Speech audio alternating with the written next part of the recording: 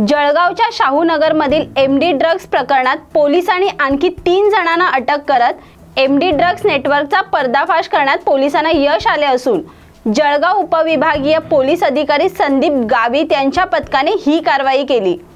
याकूबच्या माहितीवरून वारिस खानच्या भुसावळमधील घरातून 2,37,000 रुपये किमतीचे 23.73 ग्राम एमडी ड्रग्स जप्त करण्यात आले असता याआधी फेब्रुवारी महिन्यात शाहूनगर येथून सरफराज जावेद भिस्तीच्या घरातून 5,34,00,000 रुपयांचे एमडी ड्रग्स जप्त करण्यात आले होते। अटक करण्यात आलेल्या तिघांना न्यायालयाने 5 दिवसाची पोलीस कोठडी सुनावली आहे। दरम्यान जळगाव पोलिसांनी एमडी ड्रग्स नेटवर्कचा पर्दाफाश केला असून आणखी काही जण या नेटवर्कमध्ये अडकल्याची शक्यता वर्तवण्यात येत आहे। जळगाव शहर पोलीस स्टेशनला एक 64/2025 NDPS कलम 8 क 21 क आणि 22-27 प्रमाणे 23 फेब्रुवारी 2025ला एक गुन्हा दाखल आहे। त्याच्यामध्ये एक आरोपी अटक केलेला होता जळगाव शहर पोलीस स्टेशननी। त्याच्यामध्ये सरफराज जावेद भिस्ती हा आरोपी अटक होता आणि त्याच्यामध्ये अब्रार जिलानी हा आरोपी अद्याप फरार आहे। सरफराज जावेद भिस्तीकडे आपण जेव्हा गुन्ह्याच्या संबंधाने चौकशी केली त्याच्याकडून काही माल आपण जप्त केलेला होता एमडी ड्रगचा। तर त्याच्या चौकशीमध्ये आपल्याला एक नाव निष्पन्न झालेलं होतं याकूब मोहम्मद खान म्हणून, जो भुसावळचा राहणार आहे। याकूब मोहम्मद खानचा आपण शोध घेत होतो परंतु तो फरार होता आणि काल आम्हाला माहिती मिळाली होती की तो भुसावळमध्ये आहे म्हणून।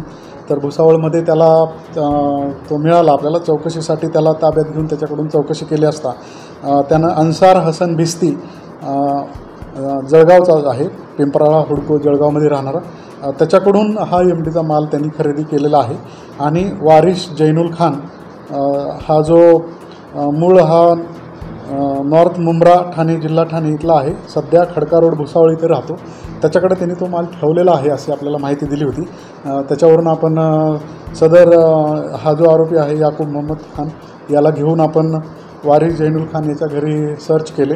तर त्याच्याकडून आपल्याला 23 ग्रॅम 73 मिलीग्रॅम एमडी ड्रग्स मिळालेले आहेत। त्याची किंमत आहे 2,37,300 रुपये। तर या प्रकरणी या गुन्ह्यामध्ये या तपासावरून आपण याकूब मोहम्मद खान, अन्सार हसन भिस्ती आणि वारिस जैनुल खान यांना अटक केलेली आहे। त्यांची 5 दिवस पोलीस कस्टडी मिळालेली आहे आणि याच्याबद्दलचा पुढील तपास आता सुरू आहे। सर, याच प्रकरणातल्या आरोपीशी कोर्टाचा संपर्क होता म्हणून त्यांना निलंबित केलं अशी घटना आहे। त्याच्याबद्दल चौकशी चालू आहे, त्याच्यातून जे निष्पन्न होईल ते त्याच्या आपल्याला कळवण्यात येईल। सर, रात्री नेमकी कशा प्रकारे कारवाई करण्यात गेली, म्हणजे कोणी केलं, काय केलं नाही, आपल्याला बातमी मिळाली होती की हा याकूब मोहम्मद खान हा भुसावळमध्ये आहे। आपल्याला जे इन्फॉर्मर आहेत त्यांच्याकडून माहिती मिळालेली होती, त्याच्यावरून आपले टीम तयार केली। स्वतः SDPO जळगाव आणि टीम इकडून पंचांसमक्ष गेलेले होते आणि त्यांनी शोध घेतल्यानंतर तो गुप्त बातमीद्वारे जी बातमी मिळालेली होती त्याच्यावरून सदर आरोपीला पकडण्यात आलेला आहे।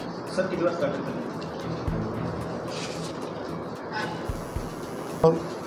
पहाटे 4:31 वाजता अटक झालेली आहे।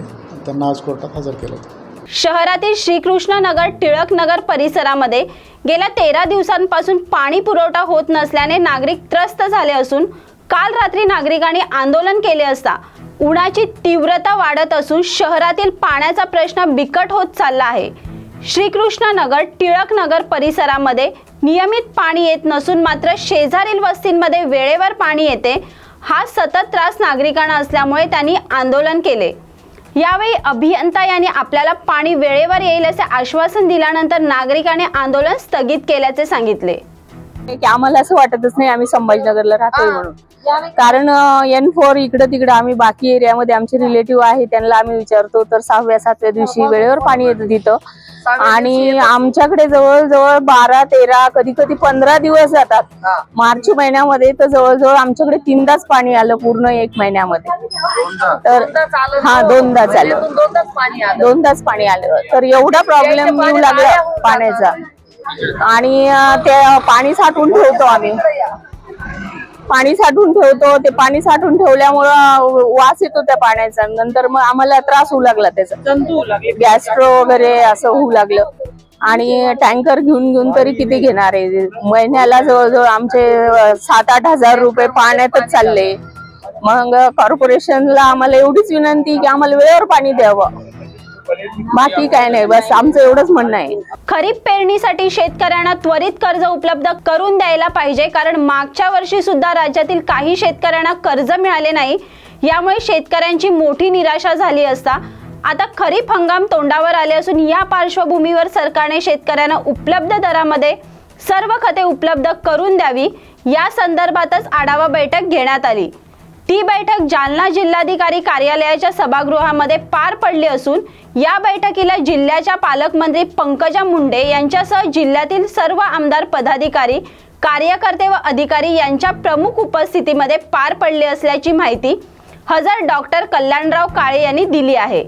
त्याचप्रमाणे आपण वागणूक दिली पाहिजे यामध्ये मी आहे, कारण शेवटी शेतकरी हा आपल्या सगळ्यांचा अन्नदाता आहे आणि त्या संदर्भातली या वर्षाची दरवर्षीप्रमाणे खरीप आढावा बैठक घेतली जाते. ही आढावा बैठक यावर्षी घेतली जावी असा शासनाचा कयास आहे आणि ती बैठक आज आपल्या जालना जिल्ह्याची होती.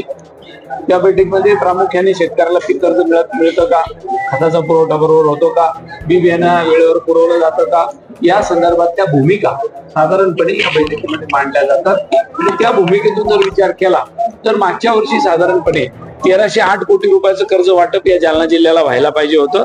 अवघं 700 कोटी रुपये कर्ज वाटप केलं आणि 60% कर्ज वाटप करून शेतकऱ्याच्या हाताला वाटण्याच्या अक्षता लावल्या आणि त्यांना काढून दिलं. दुर्दैवाचा भाग, मी आता मीटिंगमध्ये तो विषय मांडला सुद्धा, यावर्षी तरी ते शेतकऱ्याचं कर्ज वाटप 100% पूर्ण करणार आहात का नाही हा प्रश्न त्यांच्या समोर मी मांडला. पालकमंत्री महोदयांनी त्याला सांगितलंय की या वर्षी कुठल्याही परिस्थितीत आम्ही 100% कर्ज वाटप करू. बँकेच्या अधिकाऱ्याला फारसं नीट उत्तर देता आलं नाही, ही वस्तुस्थिती आहे. शेवटी डीडीआर उठून उभे राहिले आणि त्यांनी काही प्रश्नाचं उत्तर देण्याचा प्रयत्न केला. दुसरा मुद्दा खताचा होता. खत सुद्धा दरवर्षी तुटवडा होतो आणि खत वेळेवर मिळत नाही. अनेक कंपन्या खताच्या लिंकिंग मध्ये वेगवेगळ्या प्रकारची नको त्या औषध आणि खतं त्या डीलरच्या माथी मारतात आणि डीलर पर्यायाने ते शेतकऱ्याला देतात. हाही प्रश्न खताच्या संदर्भातला मांडला आणि दरवर्षी जेवढं खत आमचा जालना जिल्ह्यातला शेतकरी वापरतो तेवढं खत आम्हाला पुरवठा केला जात नाही. ही मागणी आज आपण जिल्हाधिकारी कार्यालयामध्ये या खरीप आढावा बैठकीमध्ये मांडली. हाही खऱ्या अर्थाने त्याच्यात मुद्दा होता. तिसरा मुद्दा होता शेतकऱ्यांच्या अनुदानाचे आलेले पैसे त्याच्यावर बँक होल्ड लावते, फ्रीज करते खातं, त्याचं केवायसी केलं जात नाही आणि ते पैसे परत जातात. आज आपल्या जालना जिल्ह्यामध्ये जवळजवळ 3074 शेतकरी असे आहेत की ज्यांच्या खात्याचं केवायसी केलं नाही आणि शेतकऱ्याला पैसे मिळाले नाही.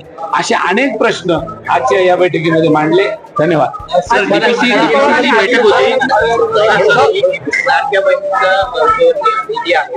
आदिवासी आणि मागासवर्गीय विभागात वळवण्याचा आरोप सरकारकडे पैसे नाही की सरकारच्या तिजोरीत पैसे नाही असं त्यांच्याच अनेक लोकांकडून मला ऐकायला पाहायला मिळालं. आज आपल्या जिल्ह्याचे एसओ कृषी अधिकाऱ्यांनी सुद्धा सांगितलं. काल परवाची कॅबिनेट मिटिंग झाली, त्याच्यामध्ये आता पूर्वी जो शेतकऱ्याला 1 रुपयात विमा काढला जाणार होता, आता ती योजना आम्ही बंद करतो आहोत असं सुद्धा निर्णय त्या बैठकीमध्ये घेण्यात आला. शेतकऱ्याच्या अनेक योजना या वर्षीच्या कालच्या परवाच्या कॅबिनेटमध्ये रद्द करण्यात आल्या. म्हणजे थोडक्यात काय, कालच्या परवाच्या निवडणुकीपर्यंत बोलायची कडी बोलायचा भात होता. शेतकऱ्याची कर्जमाफी करू म्हणून सांगण्यात आलं होतं. आजही शेतकऱ्याची कर्जमाफी झाली नाही. एका अधिकाऱ्याने उत्तर दिलं की साहेब, पालकमंत्र्याला उत्तर दिलं की शेतकरी वाट पाहत आहे की आमचं कर्ज माफ होईल म्हणून खऱ्या अर्थाने शेतकरी कर्ज भरत नाही, परंतु शेतकऱ्या कर्जमाफी करण्याची अपेक्षा या सरकारकडून पूर्ण होईल की नाही ही शंका आता शेतकऱ्याला निर्माण झाली. सर, म्हणजे माहित नाही, परदेशी म्हणून होते अजितदादांची मीटिंग, तर जालन्यामध्ये तुम्हाला तुमचे जे प्रस्ताव आता वर्ष झालं तुम्हाला, तर काय तुमचं नियोजन विभागाकडून या वर्षी आलेल्या पालकमंत्री महोदयाकडे मी अजून काही प्रस्ताव दिले नाही आणि त्याचा अनुभव मला अजून काही आलेला नाही. संजय शिरसाटांनी असं होण्याची इच्छा व्यक्त केलेली आहे, मात्र भाजपमध्ये असताना मला मुख्यमंत्री होता येणार नाही अशी खंतही त्यांनी व्यक्त केली. सगळ्यांची जे 3 चाकाची सायकल किंवा 3 चाकाची रिक्षा चालू आहे त्यातलं कधी एखादा चाक गळून पडेल याचा भरोसा. आपल्या देशाचा घोटाळा नाही, जवळजवळ हजारो कोटी रुपयाचा घोटाळा आहे. त्याच्याबद्दल सुद्धा सगळ्या आमदारांनी आणि मी खासदार या नात्याने तिथं पालकमंत्र्यांसमोर प्रश्न मांडला आणि सांगितलं याची सखोल चौकशी झाली पाहिजे आणि फक्त खालच्या कोणीतरी कर्मचाऱ्याला सस्पेंड करून चालणार नाही, त्याच्यात वरचे कोण मोठे मोठे मासे आहेत ते सुद्धा याच्यामध्ये गळाला लागले. चौकशी जानेवारी पासूनच कालावधी नाही, आता 1 जूनला ही चौकशी पूर्ण करू असं पालकमंत्री महोदयाने आश्वासन दिलं. केंद्र सरकारने जातीनिहाय परवा जातनिहाय जनगणना करावी असा निर्णय केला. परंतु मला धन्यवाद दिले पाहिजे राहुल गांधी साहेबांना की 2021 पासून राहुल गांधी साहेबांनी ही भूमिका मांडली की कुठल्याही परिस्थितीत जातनिहाय जनगणना करा, जेणेकरून सगळ्या जाती धर्मातल्या गरीब कार्यकर्त्याला, गरीब लोकांना त्याचा आरक्षणाचा फायदा मिळेल, वेगवेगळ्या योजनेचा फायदा मिळेल आणि त्या समाजाला केंद्राचं बजेट वाटप करताना थोडं बजेट त्या समाजाला जाईल. परंतु फडणवीसांनी असं म्हटलंय की यांनीच या विरोध केला होता जातीनिहाय जनगणनेला. नाही, उलट आम्ही ज्या ठिकाणी आमचं सरकार आलं त्या ठिकाणी तर जातीनिहाय जनगणना करून टाकली. म्हणजे कुठेतरी श्रेयवाद याच्यातून आता सुरू झाला. प्रश्न श्रेयवादाचा नाहीये, प्रश्न या देशातल्या सगळ्या जाती धर्मातल्या गरिबांचा आहे, यांच्या आरक्षणाचा आहे. हा श्रेयवादाचा प्रश्न कुठे येतो? उलट राहुल गांधीने पहिल्या भाषणामध्ये मोदीजीने सांगितलं होतं, मोदीजी आप अपने ये गांव के अंदर या अपने जनगणना सेंसस के अंदर जनगणना के अंदर किसी भी हालत में जात न्याय जनगणना करो, यदि आप करते तो बहुत अच्छी बात है, हम आपका आभार मानेंगे, लेकिन आप नहीं करते तो हमारी सरकार आने के बाद हम जात न्याय जनगणना करेंगे. सर, पुढच्या महिन्यामध्ये 4 जूनला तुम्हाला खासदार होऊन तर एक साधारणपणे वर्षभराच्या कालावधीमध्ये नेमकं तुम्हाला काय अपेक्षित होतं आणि काय झालंय का त्यात? खूप अपेक्षित होतं आणि केंद्रातल्या राज्याच्या सरकारकडून जालना जिल्ह्याकरता काही मिळालं नाही. तुम्ही वेगळं काय कोणते डिपार्टमेंट तुम्ही असं कोणता वेगळा प्रस्ताव दिला होता की जी प्रमुख मागणी होती? मी आपल्याला खूप सांगू शकेल, परंतु आज ती पत्रकार परिषद नाही. ओके, एवढ्यावर आपण थांबू. जालना जिल्ह्यासाठी आपल्याला काय करायचं त्याच्यावर वेगळी पत्रकार परिषद आपण घेऊ. धन्यवाद. सिल्लोड कृषी उत्पन्न बाजार समितीच्या सभापतीपदी विश्वास दाभाडे तर उपसभापतीपदी संदीप राऊत यांची बिनविरोधक निवड झाली असून सभापती उपसभापती पदाची घोषणा होताच शिवसेना पदाधिकारी कार्यकर्त्यांनी बाजार समितीच्या आवारात एक जल्लोष केला. नवनिर्वाचित सभापती विश्वास दाभाडे तसेच उपसभापती संदीप राऊत यांच्या माजी मंत्री अब्दुल सत्तार यांच्या हस्ते सत्कार करण्यात आला.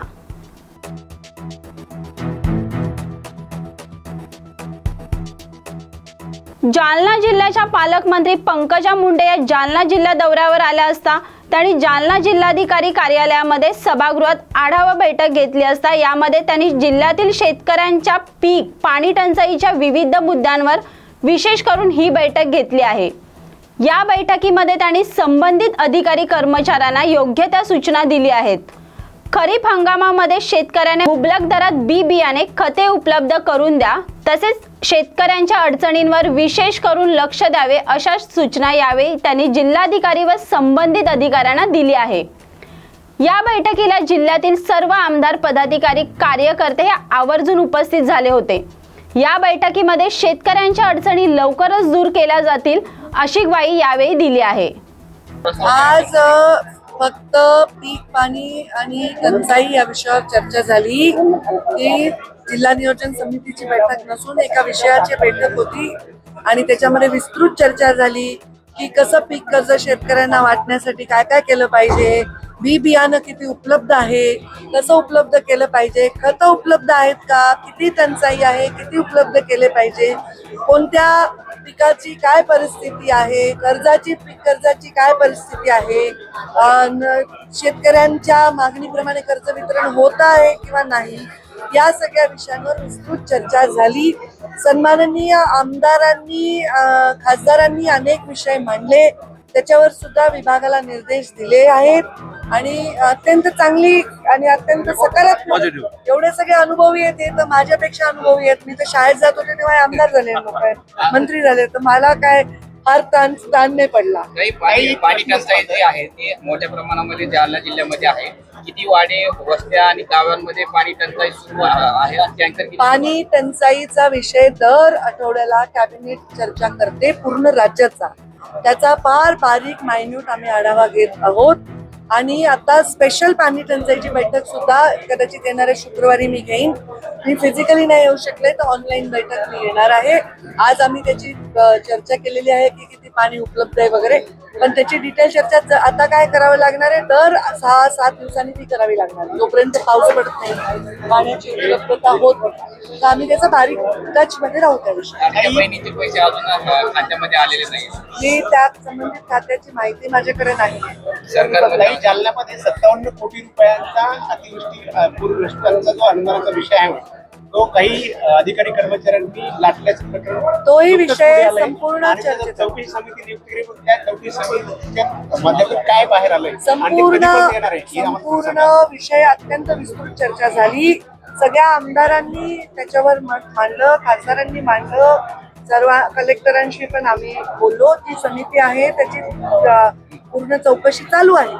ज्यांच्या भागामध्ये तशी तक्रार आहे आणि भ्रष्टाचार झालाय, त्याच्यामध्ये अनागोंदी कारभार झालाय, तिथल्या अधिकाऱ्यांना त्या चौकशीत सहभागी नाही करायचं, बाहेरच्या तालुक्याच्या अधिकाऱ्यांना चौकशी करायला सांगायची असं सांगितले. ऑलरेडी तिथे जे अधिकारी होते ते तिथले नव्हते किंवा हे घोटाळा झाला तेव्हा ते इथे नव्हते अशी माहिती कलेक्टरांनी दिलेली आहे. आधीच पूर्ण होणार आहे चौकशी 1 जून पर्यंत. मग तो अहवाल माझ्याकडे येईल. सर्व लोकप्रतिनिधी आम्ही चर्चा करू. त्याच्यामध्ये आम्हाला समाधान नाही झालं तर आम्ही वरिष्ठ पातळीवरची एक समिती नेमून त्यांना चौकशी करायला सांगू, असं आजच्या बैठकीमध्ये ठरलं. मला मुख्यमंत्री व्हायचंय, कधी ना कधी तरी मी मुख्यमंत्री होईल असं अजित पवार म्हणाले. अजित पवार इच्छा व्यक्त केली मुख्यमंत्री पदाची, म्हणले असतील ते, मी ऐकलं नाही. या नियोजन भवनला 18 कोटी खर्च करून आज तुम्हाला 2 तास विदाउट एसीचं बसावं लागलं, काय सांगाल? मला जाणवलंच नाही. मला घाम फुटला तुम्ही बसलात, मी बसल्यामुळे फुटला. चौकशी 18 कोटी खर्च केलेले आहेत आणि 3 पालकमंत्री होऊन गेले, परंतु आजही हे काम अर्धवट आहे. पुढच्या बैठकीमध्ये गार एसीची हवा लागली पाहिजे याची दखल घेण्यात येईल. मुद्दा सही असं आहे की आमच्या पत्रकारांचं आणि या सभागृहाचं काय नाते काही कळत नाही, कारण आम्ही नाही. जिल्हा नियोजनच्या बैठकीमध्ये कुठेही, मी बीडमध्ये पण बसते, अजितदादा घेतात बैठक, कुठेही अलाउड नाहीये. ज्या दिवशी सगळ्या राज्यात अलाउड होईल मी तुम्हाला शेवटचा प्रश्न. जालना जिल्ह्यात जलजीवन मिशनच्या माध्यमातून कोट्यावधीची कामं झाले, पण कोणत्याच गावात अजून पिण्याचं पाणी मिळत नाही. निकृष्ट कामे झालेली आहेत, एवढा पैसा खर्च करूनही लोकांची तहान भागत नाहीये. जलजीवन मिशनच्या बद्दल बऱ्याच ठिकाणच्या तक्रारी आहेत, कारण जर योजना पूर्ण झाली आहे तर पाण्याचे स्रोत जोडले नाहीये, जिथे पाणी आहे तिथे योजना नाही, अशी काही ठिकाणची तक्रार आहे. त्याच्याबद्दल मी सन्माननीय मंत्र्यांशी पण बोलले, एक वेगळी बैठक लावायचं ठरलेलं आहे. डिटेल त्याच्यावर आढावा घेऊ. आता कसं आहे, पेरणीचे दिवस जवळ येत आहेत म्हणून पीक पाण्यावर पूर्ण 3-3.5 तास पूर्ण बैठक. वॉटर ग्रीड पण साहेबांची मोठी अडचणी झाली आहे, त्याला जर पुश केलं तर खूप चांगलं होईल. आता एक महिलांचं शिष्टमंडळ तुमच्यासाठी त्यांना टँकर, 200 घरांची वस्ती आहे, त्यांना तिथे पाणी हवं आहे आणि पाण्याची योजना हवी आहे. आता ती कशातच नसेल बसत तर मी माझ्या अधिकारात त्यांना शब्द दिलाय की मी करून देईन. देशाचे पंतप्रधान नरेंद्र मोदी आणि केंद्रीय मंत्रिमंडळाने देशात जातनिहाय जनगणना करण्यासाठी हिरवा कंदील दर्शवला असून या निर्णयाचे आज नंदुरबार जिल्हा भाजपच्या वतीने स्वागत करण्यात आले आहे. माजी आदिवासी विकास मंत्री आमदार डॉक्टर विजयकुमार गावित यांच्या प्रमुख उपस्थितीत भाजपा पदाधिकाऱ्यांनी फटाके फोडून पेढे भरवत आनंदोत्सव साजरा केला असता या प्रसंगी माजी जिल्हा परिषद अध्यक्ष डॉक्टर सुप्रिया गावित, भाजपा तालुका अध्यक्ष दीपक पाटील व पदाधिकारी उपस्थित होते. केंद्र शासनानं या ठिकाणी जातीनिहाय गणना करण्याचं मोदी साहेबांनी जाहीर केलं आहे. हे अत्यंत महत्त्वाचं आणि अत्यंत गरजू माणसांच्या हिताचं धोरण आहे आणि या धोरणामुळे देशामध्ये एकता, समानता या 2 गोष्टी या ठिकाणी निर्माण होऊ शकतात. आजकाल देशाला एकतेची गरज असल्या कारणानं या ठिकाणी निश्चितपणानं प्रत्येकाला त्यांचा हिस्सा मिळाल्याचं समाधान निश्चितपणानं होईल. गोरगरिबांचा विकास करून सर्वांना एका पातळीवर आणण्याचं कामसुद्धा होऊ शकेल आणि त्याच्यासाठी हे जातीनिहाय जनगणनेचं जे पाऊल उचलले मोदी सरकारनं, त्या मोदी साहेबांनी त्याचा फायदा निश्चितपणानं देशाच्या एकतेला आणि विकासाच्या दृष्टीने अत्यंत महत्त्वाचा असेल.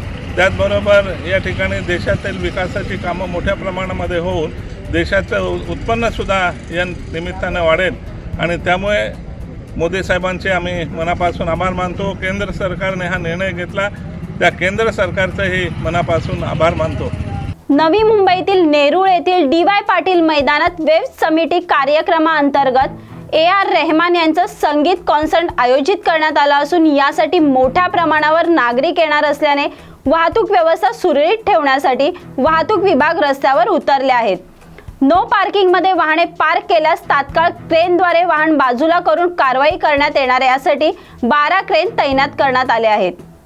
आज DY पाटील स्टेडियम येथे AR रहमान यांच्या संगीत कार्यक्रमाचं आयोजन करण्यात आले आहे. त्या अनुषंगाने वाहतूक व्यवस्था बाधित राहावी म्हणून एक DCP, एक ACP, 16 PI आणि 21 API PSI आपण डिप्लॉय केलेले आहेत. त्याच्यासोबत 227 अंमलदार आणि 400 वॉर्डन देण्यात आले आहेत. एकूण 12 क्रेन उपलब्ध ठेवण्यात आलेले आहेत, ज्यामुळं कोणी नो पार्किंगच्या ठिकाणी पार्क करत असेल तर त्याच्यावरती कारवाई करता यावी.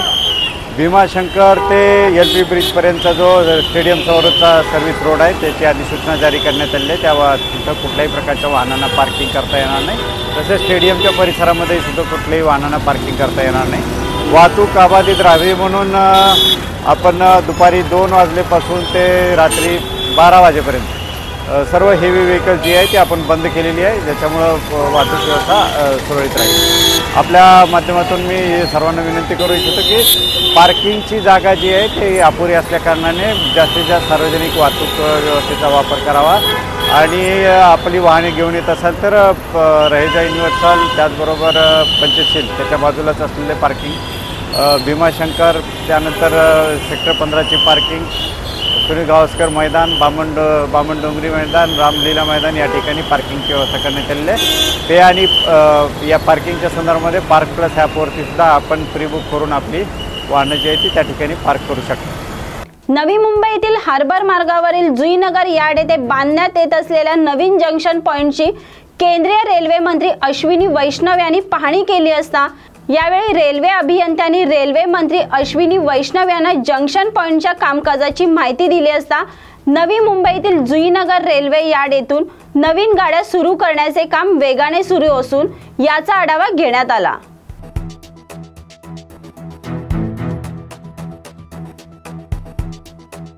सध्या उन्हाळी सुट्टी सुरू झाली असून ठाण्यातील घोडबंदर रोड, मुलुंड आणि ठाणे पश्चिम मधील आसपासच्या नागरिकांच्या सोयीचे आरक्षण केंद्र म्हणून वर्तकनगर आरक्षण केंद्र पाहिले जायचे. परंतु गेल्या 1 महिन्याहून अधिक दिवस हे आरक्षण केंद्र MTNLच्या आणि रेल्वेच्या काही वादांमुळे बंद पडले असता आरक्षण केंद्र बंद पडल्यानंतर मोठ्या प्रमाणात ज्येष्ठ नागरिकांना त्रास सहन करावा लागत होता. याची तक्रार नागरिकांनी खासदार नरेश म्हस्के यांच्याकडे केली असून खासदार नरेश म्हस्के यांनी तात्काळ हे आरक्षण केंद्र सुरू करण्याच्या दिशेने पावले उचलली आणि रेल्वे प्रशासन आणि MTNL यांच्यात समन्वय साधून हे आरक्षण केंद्र सुरू केले. त्यामुळे मोठ्या प्रमाणात ज्येष्ठ नागरिकांनी आणि महिलांनी खासदार नरेश म्हस्के यांचे आभार मानले आहेत. सुट्ट्यांचे दिवस आहेत, लोकांचं गावी जाण्याचं प्रमाण वाढलेलं आहे. ठाण्याची वाढती लोकसंख्या, स्टेशनवर जाताना असणारं ट्रॅफिक यामुळे या आरक्षण केंद्राला आजूबाजूच्या परिसरातील लोकांचा खूप चांगला प्रतिसाद मिळत असतो. परंतु 1 महिन्यापेक्षा जास्त काळ त्या ठिकाणी हे आरक्षण केंद्र बंद होतं. BSNL आणि यांच्यामध्ये काही वाद होते, काही गोष्टी त्यामुळे थोडाफार उशीर लागत होता आणि रेल्वे प्रशासनाचं खऱ्या अर्थाने दुर्लक्ष या ठिकाणी केलं होतं. शेवटी मला खासदारकीचा खाक्या आणि शिवसेनेचा बाणा दाखवावा लागला आणि त्यानंतर हे केंद्र सुरू झालेलं आहे. लोकसंख्या वाढत आहे, खासदारात तुम्ही मिरारोड असेल, ठाणे असेल, मुंबई अशा प्रकारचे केंद्र जर भविष्यात चांगले चालू झाले तर भविष्यात त्यांना फायदा देखील होईल. नक्कीच लोकांचा फायदा हा महत्त्वाचा आहे आणि याला प्रतिसाद खूप चांगला मिळतो आहे. त्यामुळे रेल्वेचं काम आहे की फायदा बघण्यापेक्षा सुविधा देणं, कारण या सरकारी सेवा आहे आणि रेल्वे खूप चांगला प्रतिसाद रेल्वेच्या दृष्टीने या महाराष्ट्रातून त्यांनी मिळतो आहे. त्यामुळे त्यांनी लोकांना सेवा देणं गरजेचं आहे. नाही, माझं काम आहे खासदार म्हणून रेल्वेचे प्रश्न सोडवणं, नागरिकांमध्ये आणि रेल्वे प्रशासन याच्यामधला दुवा साधणं हे खासदारकीचं काम असतं आणि ते मी केलेलं काम आहे. वेगळं काय असं केलं नाही. पावसाळा जवळ आलेला, तुम्ही देखील बैठक घेतली रेल्वे अधिकाऱ्याची, रेल्वे समस्या संदर्भात कशा प्रकारचे सातत्याने सेंट्रल असेल, वेस्टर्न असेल त्या समस्या सोडवण्याच्या दृष्टीने याच नाहीत तर नवी मुंबईमध्ये जे काही स्टेशन्स आहेत, सिडको आणि त्यांच्यामध्ये जे काही तो असमन्वय आहे, त्याच्यामध्ये सुद्धा मी मार्ग काढण्याचा प्रयत्न करतो आहे. गेले कित्येक वर्ष सिडकोनी स्टेशन बांधली, चालवत आहेत रेल्वे, परंतु त्याचं मेंटेनन्स कोणी करायचं, असे अनेक प्रश्न आहेत. आर्थिक फायदा सिडको घेतं असं रेल्वेचं म्हणणं आहे, परंतु त्याच्यामध्ये सुद्धा समन्वय साधून एकत्र सगळ्यांना बसून मार्ग काढतो आहे आणि लवकरच यावरती मार्ग निघून लोकांना सेवा मिळेल. ऑलरेडी वेस्टर्नला माझी मीटिंग झाल्या आणि या आठवड्यातच दौरे या ठिकाणी होतील स्टेशनचे. देखो छुट्टियों का मौसम है, लोग गांव जाना चाहते हैं. यहाँ आजू बाजू बस्ती बढ़ गई है, स्टेशन में जाएंगे तो पार्किंग की दिक्कत होती है. इसीलिए ये जो रिजर्वेशन सेंटर है उसको अच्छा प्रतिसाद मिलता है. नागरिक लोग यहाँ ज़्यादा से ज़्यादा लोग यहाँ आते हैं, लेकिन BSNL और रेलवे इनके बीच में कौन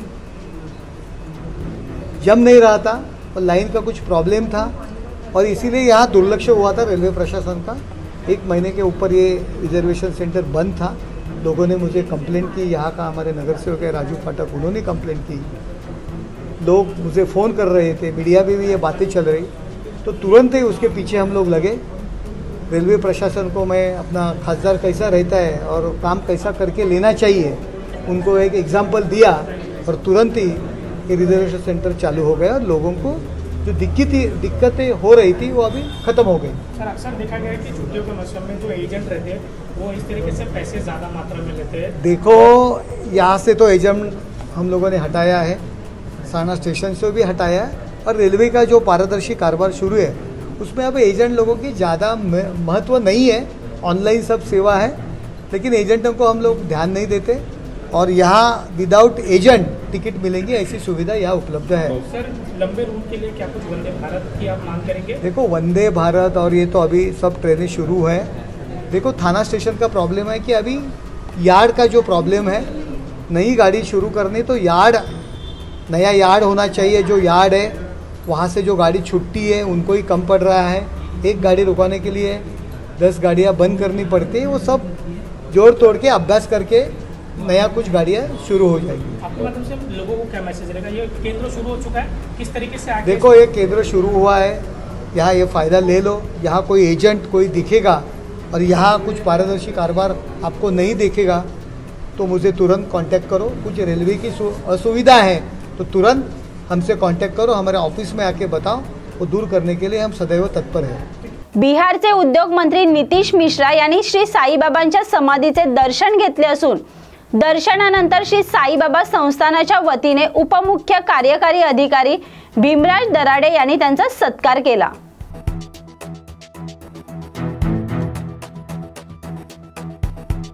भारतात मुसलमान सुरक्षित नसल्याची भावना असल्यास त्यांनी पाकिस्तानात जाऊन सुरक्षित राहावं असा सल्ला काँग्रेसचे ठाणे ग्रामीण जिल्हाध्यक्ष दयानंद चोरगे यांनी आमदार अबू आझमी यांना दिला असून त्यांच्या या विधानांमुळे राजकीय वर्तुळात खळबळ उडाली आहे.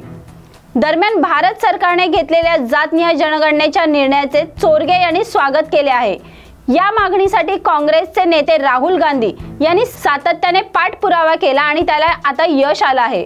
त्यामुळे सरकारने अखेर जातनिहाय जनगणना घेण्याचा निर्णय घेतल्याचे त्यांनी स्पष्ट केले. या देशामध्ये, या भारतामध्ये जे आपले मुस्लिम बांधव राहतात त्या एकही मुस्लिम बांधव असं बोलू शकत नाही की मी या देशामध्ये सुरक्षित नाही असं. फक्त आज सकाळी अबू आसिम आझमींनीच सांगितलेले आहे की भारतामध्ये मुस्लिम लोक सुरक्षित नाही. मला ते एवढंच अबू आसिम आझमींना म्हणायचं आहे की जर अबू आसिमला असं वाटत असेल की इथं मुस्लिम सुरक्षित नसेल तर अबू आसिम आझमींनी स्वतःनी पाकिस्तानमध्ये जावा आणि तिथे सुरक्षित राहावे. ते काँग्रेस पक्षाचे नेते आणि केंद्रातील संसदेतील विरोधी पक्ष नेते आदरणीय राहुलजी गांधी साहेबांनी जे मागील 10-11 वर्षापासून या देशामध्ये जातनिहाय जनगणना व्हावी यासाठी आदरणीय राहुल गांधी साहेबांनी पाठपुरावा घेतलेला होता आणि सातत्याने पाठपुरावा करत असताना आज त्या पाठपुराव्याला खरं तर यश मिळालेलं आहे. आणि परवाच्या दिवशी या सरकारने या देशामध्ये जातनिहाय जनगणना व्हावी असा निर्णय घेतलेला आहे। आणि खरं तर हा श्रेय जर द्यायचा असेल तर आदरणीय आमचे नेते राहुलजी गांधी यांना आम्ही श्रेय देतो आणि सरकारचा खरं तर मी अभिनंदनही करतो। पारडीतील भांडेवाडी परिसरात शुक्रवारी रात्री एका तरुणाची धारदार शस्त्राने निर्गुण हत्या करण्यात आली असून या मृत व्यक्तीचे नाव सतीश कालिदास मेश्राम असून तो एकता नगरचा रहिवासी होता।